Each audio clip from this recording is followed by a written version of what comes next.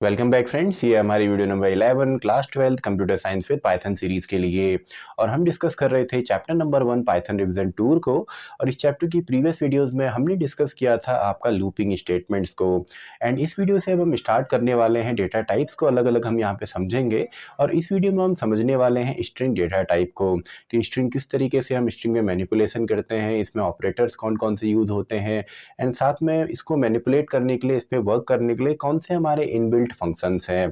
तो अगर previous videos नहीं देखी हैं तो पूरी जो प्लेलिस्ट है उसका लिंक आपको डिस्क्रिप्शन बॉक्स में मिलेगा, वहाँ पे आप चेक कर सकते हैं। तो स्टार्ट करते हैं। इस वीडियो के लिए टॉपिक हमारा है स्ट्रिंग्स। तो स्ट्रिंग जो है मेनली एक इनबिल्ट हमारा डेटा टाइप है, और इसको हम डेटा स्ट्रक्चर भी कह सकते हैं, इनबिल्ट डेटा स्ट्रक्चर, क्योंकि एक स्पेसिफिक तरीका है इसको मैनिपुलेट करने का, क्योंकि ये इंडेक्सिंग को सपोर्ट करता है। तो देखिए, स्ट्रिंग को हम सिंपली बोल सकते हैं कि स्ट्रिंग आपका एक सीक्वेंस होता है, या एक ऑर्डर्ड फॉर्म में इसको हम लिखते हैं, जिसके अंदर कैरेक्टर्स होते हैं, सिंबल्स हो सकते हैं, स्पेसेस हो सकते हैं। और स्ट्रिंग को हमेशा ही हम या तो उसको हम सिंगल कोट्स या डबल कोट्स या ट्रिपल कोट्स के अंदर हम इंक्लोज करते हैं। एग्जाम्पल के तौर पे, फॉर एग्जाम्पल एक स्ट्रिंग मैं ले लेता हूँ, A equals to for example hello. तो देखिए, इसको मैंने डबल कोट्स में यहाँ पे मैंने इंक्लोज किया है। ये आपका क्या है, ये सिंगल लाइन स्ट्रिंग है। तो इसको आप चाहें तो सिंगल कोट्स के अंदर भी अगर आप चाहें इस तरीके से अगर आप लिखते हैं तो भी कोई प्रॉब्लम नहीं है।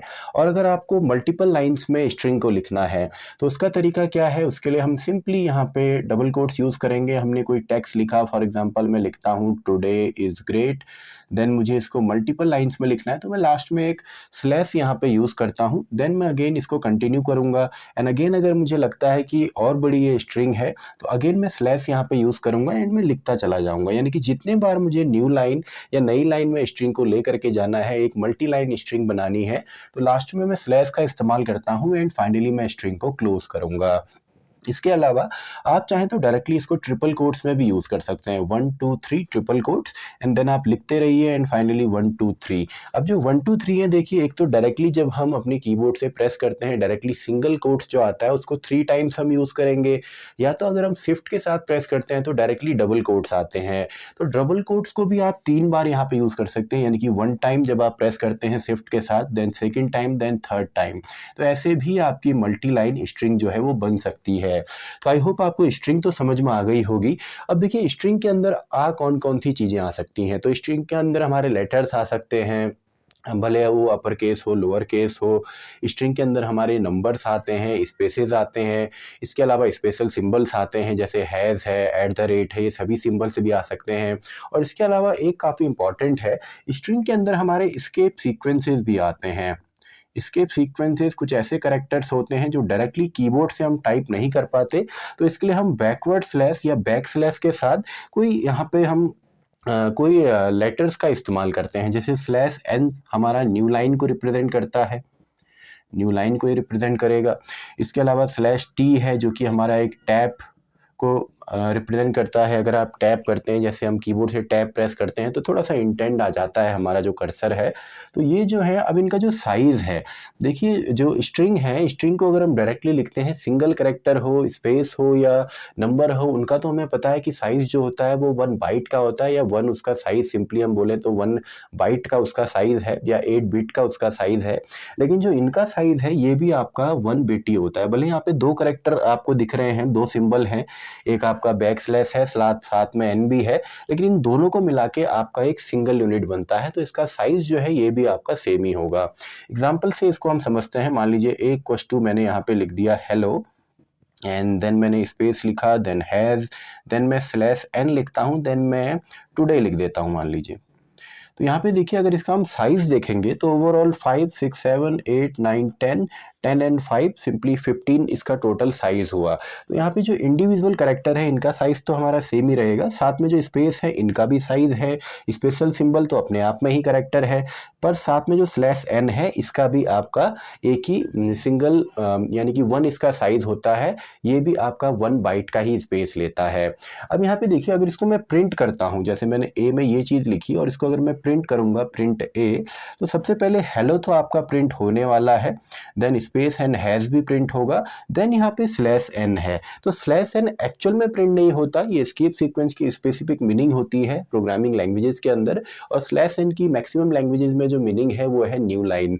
जैसे हम नॉर्मल टेक्स्ट एडिटर में एंटर प्रेस करते हैं, न्यू लाइन में आते हैं, वैसे ही यहाँ पे भी स्लैश एन से हम न्यू लाइन में आएंगे, यानी कि इसके बाद जो हम लिखते हैं वो आपका सीधा नेक्स्ट लाइन में आपको दिखेगा। तो इसका जो आउटपुट है वो इस तरीके से मिलेगा।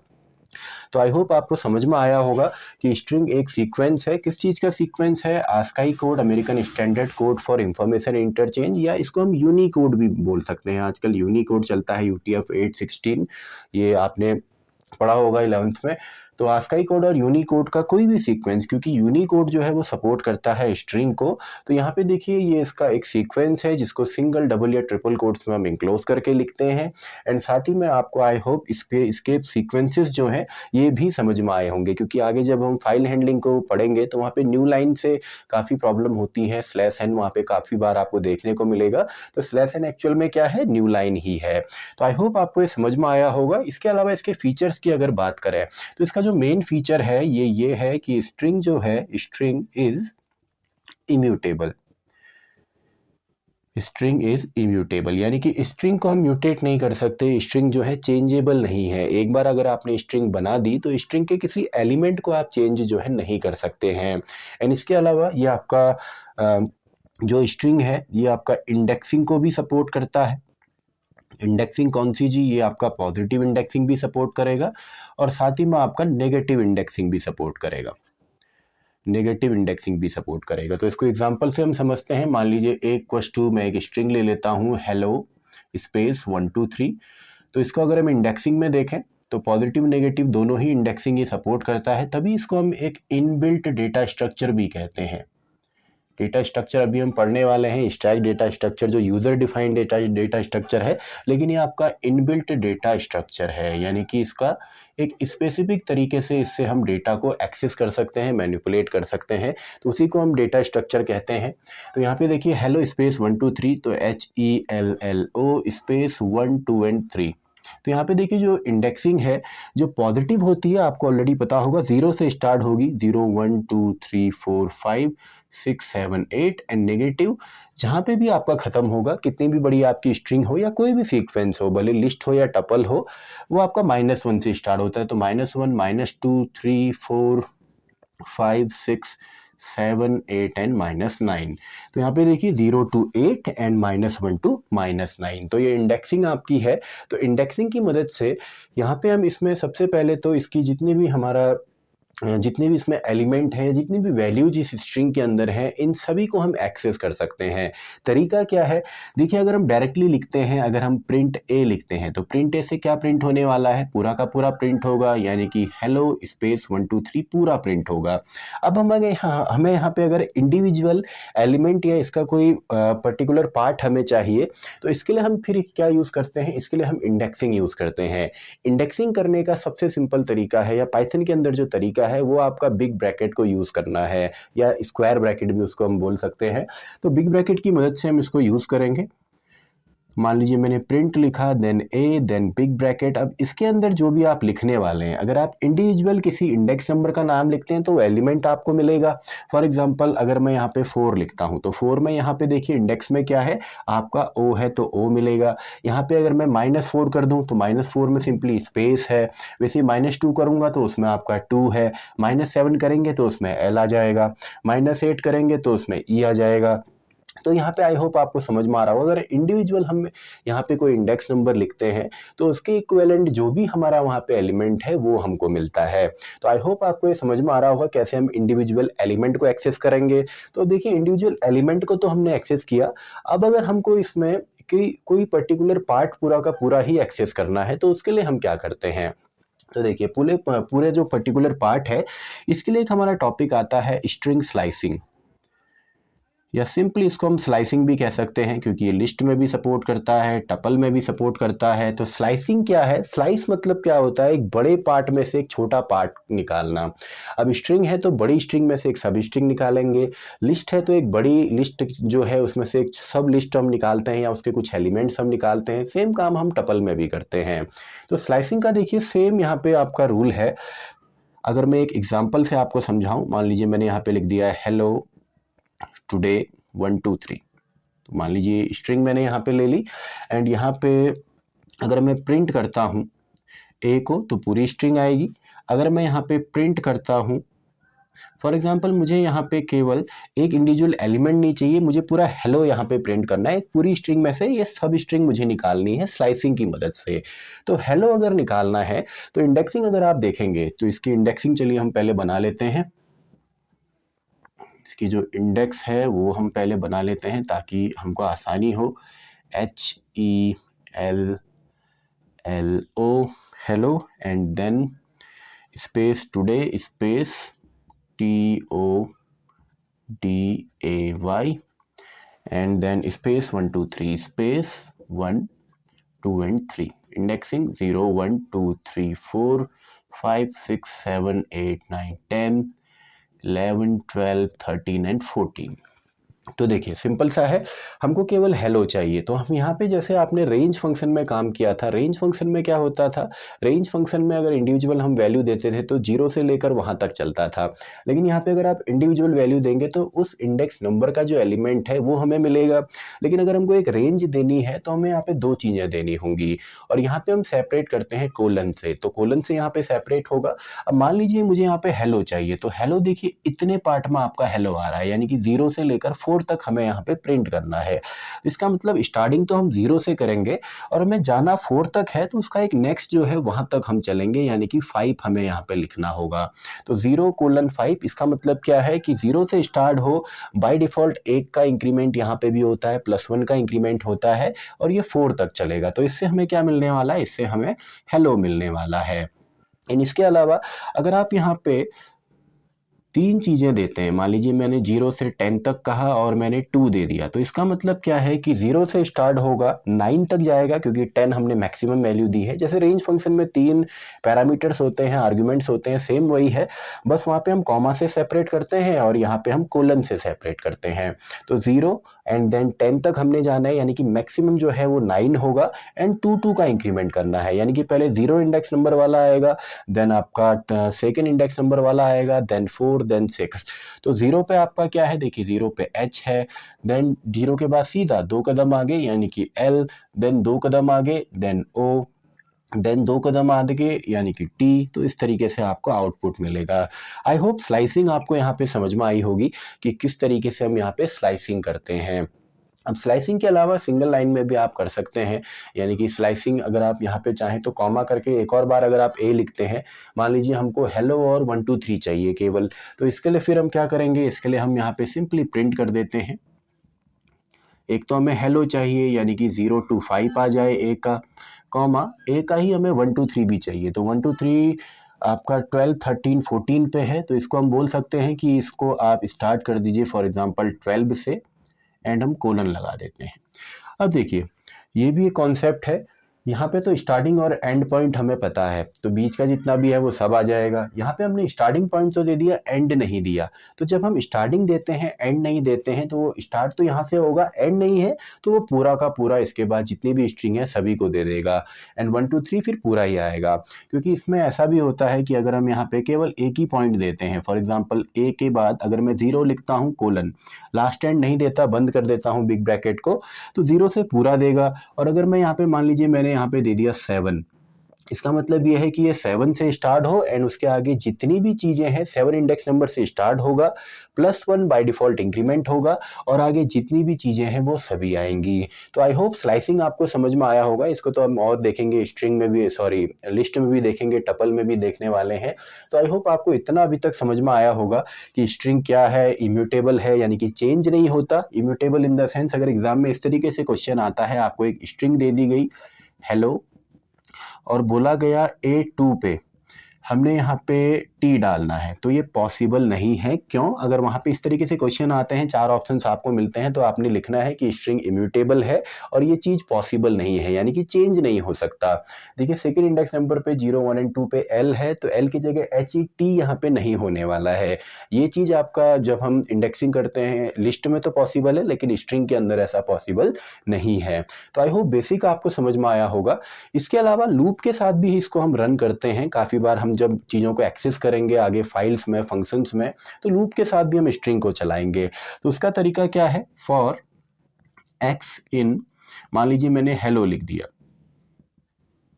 तो यहाँ पे क्या होता है, हमने लूप में ऑलरेडी वैसे देखा हुआ है कि सबसे पहले x के अंदर यहाँ पे क्या वैल्यू आने वाली है, x के अंदर यहाँ पे h आएगा, then e, then l, then l, then o, यानी कि हर एक इंडिविजुअल जो एलिमेंट है स्ट्रिंग का, या इन शॉर्ट अगर मैं कहूँ जो इसके इंडेक्स नंबर है, इंडेक्स नंबर पे जो वैल्यू है, हर एक वैल्यू आपको यहाँ पे इस जो लूप का वेरिएबल है उसमें मिलने वाली है। अब यहाँ पे तो मैंने डायरेक्टली लिख लिया, आप चाहे तो एक वेरिएबल में इस वैल्यू को असाइन करते, देन उसको आप डायरेक्टली यहाँ पे वेरिएबल का नाम भी लिख सकते थे हेलो की जगह। तो आई होप आपको यहाँ पे बेसिक कॉन्सेप्ट समझ में आ रहे होंगे कि स्ट्रिंग जो है एक इनबिल्ट डेटा स्ट्रक्चर इसको हम बोल सकते हैं। इसमें मेन जो है एस्केप सीक्वेंस में हम लोग कंफ्यूज होते हैं, इंडेक्सिंग तो चलिए फिर भी इजी है, स्लाइसिंग इजी है, स्लाइसिंग के अलावा इसको हम लूप के साथ भी रन कर सकते हैं। तो आई होप आपको बेसिक्स यहाँ पे समझ में आया होगा। इसके नोट्स जो है आपको डिस्क्रिप्शन बॉक्स में मिलेंगे। तो अब हम आगे कंटिन्यू करते हैं और इसके आगे हम देखते हैं कि स्ट्रिंग के साथ हमारे ऑपरेटर्स कौन कौन से सपोर्ट करते हैं, और साथ ही में स्ट्रिंग को मैनिपुलेट करने के लिए कौन कौन से इनबिल्ट फंक्शंस का हम इस्तेमाल करते हैं। तो अब देखिए, अब हम यहाँ पे सबसे पहले देखते हैं कि स्ट्रिंग के साथ कौन कौन से ऑपरेटर्स हमारी सपोर्ट करते हैं। तो स्ट्रिंग के जो ऑपरेटर्स हैं, स्ट्रिंग ऑपरेटर्स, तो इसमें सबसे पहले हमारा आ जाता है कॉनकैटिनेशन ऑपरेटर, या जिसको हम simply addition operator, plus operator भी कहते हैं। तो प्लस ऑपरेटर क्या करता है, दो स्ट्रिंग को एक साथ जोड़ देगा। तो सिंपल सा है, for example A equals to मैंने हाई यहाँ पे लिख दिया, एंड मान लीजिए बी इक्वल्स टू मैंने हेलो यहाँ पे लिख दिया है। दोनों को अगर हम कॉनकैटिनेट करते हैं तो इसको हम वैसे स्ट्रिंग के साथ कॉनकैटिनेशन ऑपरेटर कहते हैं। कॉनकैटिनेट मतलब होता है दो स्ट्रिंग को एक साथ में जोड़ना, या जो कॉनकैटिनेशन ऑपरेटर है या प्लस ऑपरेटर है, अगर इसके साथ हम दो इंटीजर को लेते हैं तो इंटीजर को जोड़ के एक नया इंटीजर देगा, वैसे दो स्ट्रिंग को जोड़ के एक बड़ी स्ट्रिंग ये बनाता है, दो लिस्ट को भी जोड़ता है। तो यही आपका सिंपल एक कॉनकैटिनेशन ऑपरेटर है, ए प्लस बी। तो इसका सिंपली आपको रिजल्ट मिल जाएगा हाय हेलो। तो सिंपल सा है कॉनकैटिनेशन ऑपरेटर। इसके बाद नेक्स्ट हमारा है रेप्लिकेशन ऑपरेटर, जिसको हम मल्टीप्लिकेशन ऑपरेटर भी कहते हैं। तो मल्टीप्लिकेशन ऑपरेटर जो है, अगर इसको हम यूज़ करते हैं किसी भी इंटीजर वैल्यू के साथ, for example print a into 4 मैंने किया, तो 4 टाइम ये इसको रेप्लिकेट कर देगा, यानी कि हाई जो यहाँ पे स्ट्रिंग है ये 4 टाइम्स आ जाएगी। तो हाई हाई इस तरीके से 4 टाइम्स आएगा। अब ये इंटरचेंजेबल है, यानी कि आप इंटीजर आगे लिख सकते हैं, स्ट्रिंग पीछे, या डायरेक्टली अभी तो मैंने ए यहाँ पे लिखा है, ए की जगह आप डायरेक्टली यहाँ पे डबल कोट्स के अंदर डायरेक्टली कोई स्ट्रिंग भी लिख सकते हैं। तो सिंपल सा है, ये है आपका रेप्लिकेशन ऑपरेटर। इसके अलावा एक है आपका मेंबरशिप ऑपरेटर, इन हो या नॉट इन ऑपरेटर हो, मेंबरशिप ऑपरेटर। मेंबरशिप यानी कि ये बताएगा कि एक सब स्ट्रिंग एक मेन स्ट्रिंग के अंदर है कि नहीं है। तो सिंपल सा है, फॉर एग्जांपल चलिए इसका डायरेक्टली एग्जांपल हम ले लेते हैं। तो प्रिंट में मैंने लिख दिया हाई जो है इन, ये है किसके अंदर, हाई टुडे के अंदर। तो बिल्कुल है जी, ये स्ट्रिंग जो है हाई, ये इसके अंदर पूरी की पूरी यहाँ पे है, तो इसका आंसर हमको यहाँ पे ट्रू मिलने वाला है।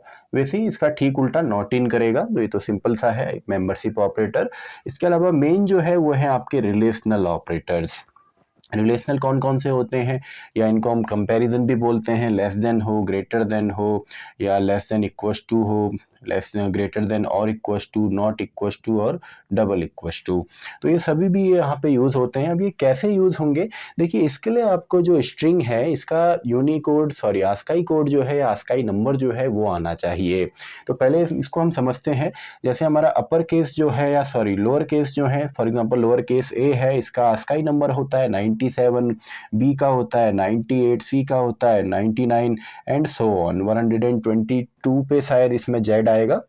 वैसे अपर केस ए का आपका होता है 65, देन बी का होता है 66, देन सी का होता है 67, डी का 68 अप टू 90 तक ये होते हैं। तो यहाँ पे देखिए इन्हीं के बेसिस पे हम कंपेयर करते हैं। तो अगर आपको एक समझ में आ गया तो बाकी भी आ जाएंगे। तो एग्जांपल के तौर पे डायरेक्टली चलिए मैं प्रिंट लिखता हूँ। मैंने कहा कि डबल कोट्स के अंदर ABC जो है वो आपका बड़ा है आपका ABC से। अब यहाँ पे डिफरेंस देखिए, ये वाला ए और ये वाले ए में डिफरेंस है, बाकी स्ट्रिंग आपको सेम यहाँ पे मिलेंगी। तो इन दोनों में एक्चुअल में बड़ा कौन है? तो यहाँ पे देखिए, जब भी हम कंपेयर करते हैं तो यहाँ पे कंपैरिजन के बेसिस पे आपका साइज मैटर नहीं करता या इसकी लेंथ मैटर नहीं करती, कितने इसमें एलिमेंट हैं। इसमें मैटर करता है आपका इंडेक्स नंबर, क्योंकि एक इनबिल्ट डेटा स्ट्रक्चर भी है स्ट्रिंग, तो इसमें इंडेक्स नंबर होते हैं। तो यहाँ पे देखिए, पहले इंडेक्स नंबर पे ए है, यहाँ पे भी ए है, तो दोनों इंडेक्स नंबर पे इसका जो आस्काई कोड है वो होता है 97, इसका होता है 65, क्योंकि ये अपर केस ए है तो 97 बड़ा है, तो ये पूरी स्ट्रिंग हमारी बड़ी मानी जाएगी। भले ही यहाँ पे अगर केवल ए ही होता और यहाँ पे ABC पूरा होता तब भी यही बड़ा होता, क्योंकि पहले इंडेक्स नंबर पे ही ये बड़ा हो गया है। अब यहाँ पे मान लीजिए अगर ये ऐसा ना हो के ऐसा होता, ABC और यहाँ पे AB और यहाँ पे मान लीजिए जो C है वो कैपिटल है, ये वाला स्मॉल है और ये कैपिटल है। तो देखिए, सबसे पहले A एंड A दोनों बराबर हैं तो आगे कंपेयर करेंगे, B एंड B दोनों बराबर हैं फिर आगे कंपेयर होगा। तो सेकंड इंडेक्स नंबर पे, 0 इंडेक्स नंबर पे तो दोनों बराबर हैं, यानी कि इनका आस्काई कोड बराबर है। फर्स्ट इंडेक्स नंबर पे भी बराबर है। सी वाले पे ये बड़ा है ये छोटा है, तो बड़ा एक्चुअल में कौन सा हुआ? ये वाला ही बड़ा होगा। और अगर यहाँ पे मान लीजिए सॉरी, मान लीजिए अगर यहाँ पे अगर आपकी स्ट्रिंग नहीं होती है, जैसे ABC है और यहाँ पे AB होता केवल, तब भी यही बड़ा होता, क्योंकि इसके बाद यहाँ पे कंपैरिजन के लिए कुछ है ही नहीं, तो वैल्यू को हम 0 बोल सकते हैं। लेकिन यहाँ पे एक वैल्यू ज़्यादा है तो ऑब्वियस सी बात है यही हमारा यहाँ पे बड़ा होने वाला है। तो सिंपल सा है। आई होप आपको कंपैरिजन ऑपरेटर भी समझ में आए होंगे। सभी ऑपरेटर्स आपके यूजफुल हैं स्ट्रिंग के लिए। इसमें मेनली अगर आपको लेस देन आ गया तो वैसे ही बाकी चीज़ें भी आप कंपेयर कर सकते हैं, जैसे इंटीजर या बाकी जो हमारे डेटा टाइप्स हैं उनके साथ यूज़ होता है, वैसे ही हमारा स्ट्रिंग के साथ भी यूज़ होगा। बस मेनली आपने यहाँ पे आस्काई कोड को देखना है। तो ये आपके मेन 4 ऑपरेटर हैं, आपका concatenation, replication, membership and finally relational या कंपैरिजन ऑपरेटर। तो फाइनल टॉपिक जो स्ट्रिंग का है वो हम डिस्कस करते हैं, जो है inbuilt functions. Inbuilt string functions, inbuilt कौन कौन से फंक्शंस यहाँ पे हैं? तो देखिए, इनबिल्ट फंक्शन में सबसे जो बेसिक फंक्शन है वो तो हमने ऑलरेडी डिस्कस काफ़ी बार किया है, इनपुट फंक्शन, जो कि स्ट्रिंग को रीड करने में हेल्प करता है। या बाय डिफ़ॉल्ट अगर बात करें तो ये फंक्शन हमेशा स्ट्रिंग के फॉर्म में ही डेटा को या वैल्यू को जो भी यूज़र से लेगा वो स्ट्रिंग के फॉर्म में ही रिटर्न करता है। इसके अलावा एक फंक्शन यहाँ पे और है, str। तो ये फंक्शन क्या करेगा? ये फंक्शन सिंपली कन्वर्ट करता है बाकी सीक्वेंसेस से स्ट्रिंग के अंदर। फॉर एग्जांपल A = मैंने 2 4 लिख दिया एंड मैं यहाँ पे B = स्ट्रिंग में कन्वर्ट कर देता हूँ A को। देन अगर आप इसको प्रिंट करते हैं B को तो दिखेगा तो ये ऐसा ही, लेकिन वो एक्चुअल में स्ट्रिंग होगा। तो कॉमा करके आप यहाँ पे इसका टाइप चेक कर सकते हैं, टाइप ऑफ B, तो आपको स्ट्रिंग मिलेगा। तो ये स्ट्रिंग में कन्वर्ट करने के लिए किसी भी सीक्वेंस से, अब देखिए किसी भी सीक्वेंस से अगर आप स्ट्रिंग में कन्वर्ट करेंगे तो उसके लिए str है। इसके अलावा एक और फंक्शन है जो कि है आपका len फंक्शन, जो कि लेंथ कैलकुलेट करता है। तो len फंक्शन थोड़ा सा अलग तरीके से काम होता है। फॉर एग्जाम्पल A = मैंने हेलो लिख दिया एंड सिंपल अगर हम प्रिंट के अंदर देखते हैं लेन, यानी कि लेंथ ऑफ A, तो यहाँ पे लेंथ आपको पता है 5 यहाँ पे कैरेक्टर्स हैं तो 5 आएगी। लेन फंक्शन सभी सीक्वेंसेस के साथ काम करता है, भले आपका लिस्ट हो या टपल हो या डिक्शनरी हो। तो इसमें आपका क्या होगा, जितने भी उसके अंदर आपके एलिमेंट्स हैं, यानी कि टोटल एलिमेंट्स कितने हैं, टोटल वैल्यूज़ या डेटा कितना है उस सीक्वेंस के अंदर, उसकी लेंथ ये रिटर्न कर देता है। तो ये है आपका लेन फंक्शन। इसके अलावा मैनिपुलेट करने के लिए, देखिए स्ट्रिंग में हमने स्ट्रिंग को रीड कर लिया कोई किसी और सीक्वेंस में, तो उसको हमने कन्वर्ट कर लिया। हम चाहें तो यहाँ पे स्ट्रिंग की लेंथ भी कैलकुलेट कर सकते हैं। इसके अलावा हम स्ट्रिंग को मैनिपुलेट करेंगे। मैनिपुलेट कैसे कर सकते हैं? तो इसके लिए देखिए, चलिए एग्जांपल मैं ले लेता हूँ। A = मैंने यहाँ पे हेलो टुडे लिख दिया मान लीजिए। तो सबसे पहले जो मैंने स्ट्रिंग लिखी है, मान लीजिए इसको हमने अपर केस या लोअर केस में कन्वर्ट करना है। तो इसके लिए सिंपल सा तरीका है, A.upper, इनबिल्ट फंक्शन है, अपर केस में बदल दीजिए तो पूरा ही अपर केस में आएगा, यानी कि HELLO देन TOD, इस तरीके से पूरा आ जाएगा। वैसे ही आपका प्रिंट अगर हम करें या किसी वेरिएबल में असाइन करना चाहें A.lower, तो इससे पूरा ही लोअर केस में आ जाएगा, यानी कि HELLO लोअर केस में, टुडे भी लोअर केस में, और पहले से लोअर केस में है तो कोई प्रॉब्लम नहीं है। इसके अलावा अपर केस है, लोअर केस है। इसके अलावा ए डॉट कैपिटलाइज एक है, कैपिटलाइज एक है। कैपिटलाइज में आपने देखा होगा जैसे इंग्लिश में हम कोई स्टेटमेंट या सेंटेंस लिखते हैं तो उसका पहला लेटर उस सेंटेंस का कैपिटल होता है, तो ये भी सेम काम करेगा, यानी कि जो एच है अभी तो कैपिटल ही है, ये अपर केस में ही है, इसको अपर केस में कर देगा। और ये फंक्शन है तो इसमें इस तरीके से भी हम लिखेंगे, तो कैपिटलाइज है। इसके अलावा अगर आपने इसमें काउंट करना है किसी सब स्ट्रिंग को, जैसे मान लीजिए मैं यहाँ पे काउंट करता हूँ ए डॉट काउंट, और मैं कहता हूँ यहाँ पे ई को काउंट कीजिए, तो ई कितने टाइम्स है, केवल एक ही बार है तो 1 आ जाएगा, तो काउंट आप कर सकते हैं किसी सब स्ट्रिंग को। इसके अलावा काउंट करने के अलावा यहाँ पे और भी ऑप्शंस हैं, जैसे अगर आपने इसमें इसको स्प्लिट करना है स्पेसेस के बेसिस पे, ये मेनली हम तब करते हैं जब हम फाइल हैंडलिंग को यूज़ करेंगे।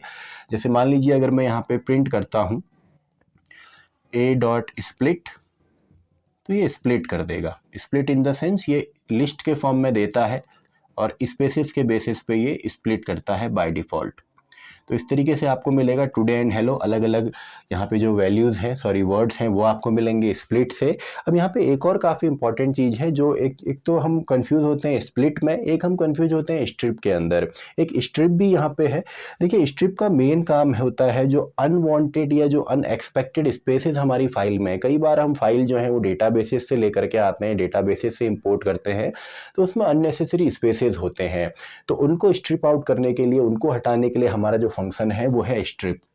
मान लीजिए ए इक्वल्स टू, मैंने डबल कोट्स में काफ़ी सारे स्पेसेस दिए, फिर मैंने हेलो लिखा, फिर स्पेसेस दिए और मैंने बंद कर दिया, तो ये मान लीजिए हमारे स्पेसेस हैं जो एक्सीडेंटली हमारे कोड में आ गए या हमारे इस प्रोग्राम में हैं।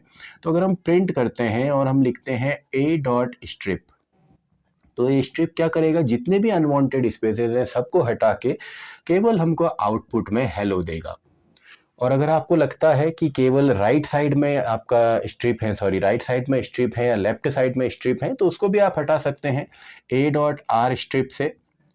राइट साइड यानी कि फिर राइट साइड के जो स्पेसेस हैं वो हट जाएंगे, लेकिन इतना पार्ट आपको दिखेगा, यानी कि आउटपुट में स्पेस एंड देन हेलो आएगा।